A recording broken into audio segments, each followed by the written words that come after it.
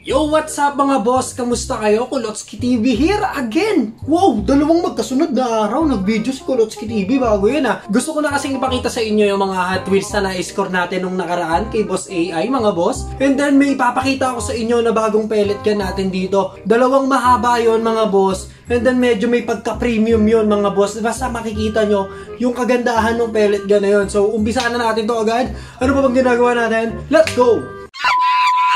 So, meron tayo ditong 10 diecast mga bossing. Itong 5 Hot Wheels na to mga bossing, bigay sa atin to ni Boss AI mga boss. Maraming salamat talaga Boss AI. At etong 3 na to boss, ito yung in-score natin sa kanya. Nakabili tayo sa kanya ng Enterprise NCC 1701 na Star Trek. Tapos nakabili rin tayo ng 1986 Toyota van. Ito nagustuhan ko talaga tong Toyota van na to mga boss. Yan o, ito old school to. Napakaganda. Ito yung mga ginagamit sa pang-kidnap sa mga ano yun, o yung mga sa pinikula ba. Ito yun mga boss. Kaya napakaangas din talaga nostalgic talaga pag tinignan mo At etong Mazda RX-7 mga boss, yan napakaganda ng Mazda na to mga boss.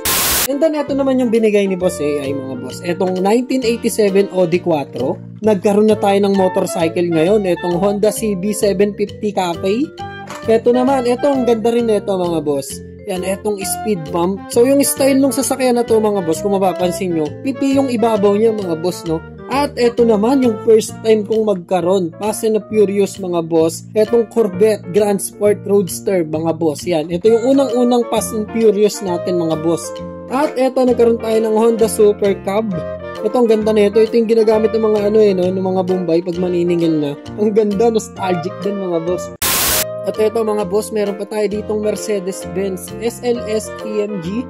Itong diecast na to mga boss, solid din to. Yan, ito kaya nating buksan to. Itong mga Hot Wheels, baka sa susunod ko na lang buksan yan.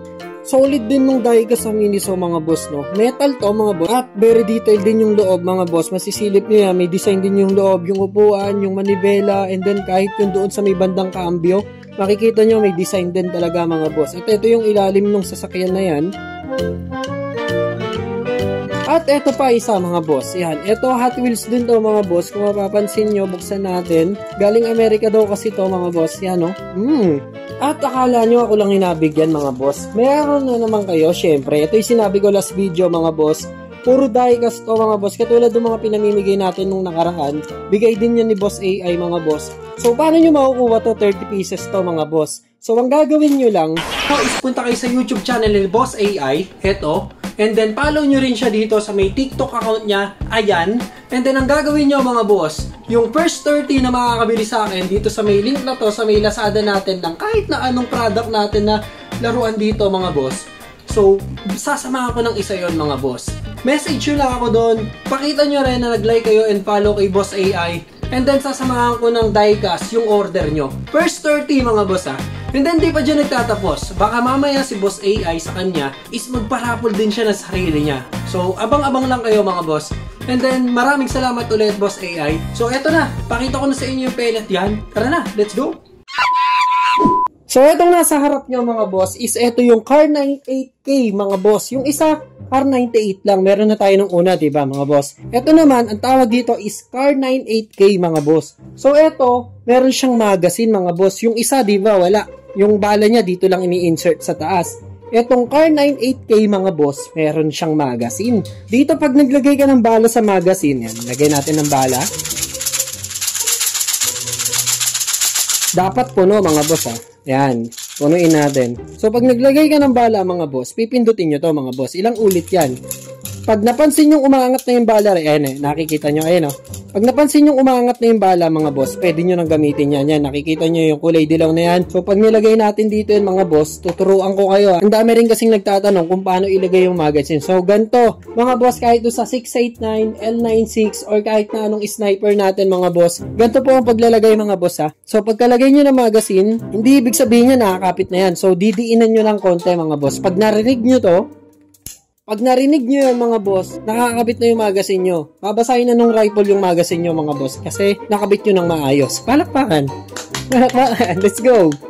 So sa attachment niya mga boss, pwede kayong maglagay dito ng laser o kaya flashlight dito sa Gedli. Kung mapapansin nyo yung silencer niyan mga boss, yan. So kabilaan yung engrave niyan. At yung scope mga boss, sa mga nagtatanong ng scope niya, ang ganda rin ng scope nito mga boss, yan, nasisilip siya. And then glossy mga boss, yan, kung mapapansin nyo, glossy siya, no. Ito, nasisilip din mga boss, kung mapapansin nyo, ayan, no, nasisilip din siya, naiikot din tong part na to mga boss. Pero hindi siya nag-zoom in, tsaka zoom out. So, ayan mga boss, pwede nyo siyang isabit mga boss sa balikat nyo, no? So, okay, sige, subukan. Ay, yung isa pa pala mga boss. Dalawa yung rifle na yan. And meron pa tayo na ito. Ito, hindi ko alam tawag dito mga boss. Paki-comment na lang sa baba. Ginugol ko na rin kasi siya pero wala siyang, walang lumabas eh. So, iba-ibang baril yung lumabas. So, etong baril na to mga boss, etong rifle na to mga boss. Kung mapapansin nyo, mabigat din talaga to mga boss. Sobrang solid na ito. Dahil etong mahaba na part na to mga boss, yan, magmula dito. Yan, ito solid bakal to mga boss. Yan, itong hinahawakan ko na to, bakal siya mga boss. Pagdating naman dito sa magazine niya mga boss, yan, pwede nyo punuin. Punong-puno nga ng bala. Actually ngayon, ayan ang bigat oh. So, pwede nyo punuin yan mga boss. At ang gagawin nyo lang, yan, katulad ng mga ibang pellet gun natin dito, kalug-kalugin mo lang mga boss. Kalug-kalugin lang natin. Pagkakalug nyan mga boss, yan, kung mapapansin nyo, yan, nilabasan na. Yan, nilabasan na ng bala mga boss. So, subukan natin to parehas sa labas. May kasama nga rin pala tong may scope din to mga boss. Hindi ko lang alam kung saan ko na ipatong. Pero may kasamang scope to. A few moments later. So, dito yung kasahan niya mga boss sa may gilid. Yan, kung mapapansin nyo. Hatakin nyo lang yan ng mga igay mga boss. So, kapul. So, angat lang natin yung bala mga boss. Pag wala ng bala, angat-angat lang. Balik natin yung magazine.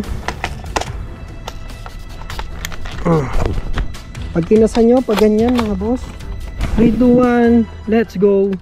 Yun sa pool mga boss, bagsak eh. Boom, bagsak. Ito yung tama niya mga boss. Yan UP lang mga boss. So kung mapapansin nyo, ang dami, ayun, butas pala mga boss. Ayun ayan taas bo mga boss. Yan doon tumagos sa may na yun, yung butas na yun. Pero accurate yung tama ng bala nito mga boss. Ang galing, diretso. Sa pool na naman mga boss. Isa pa.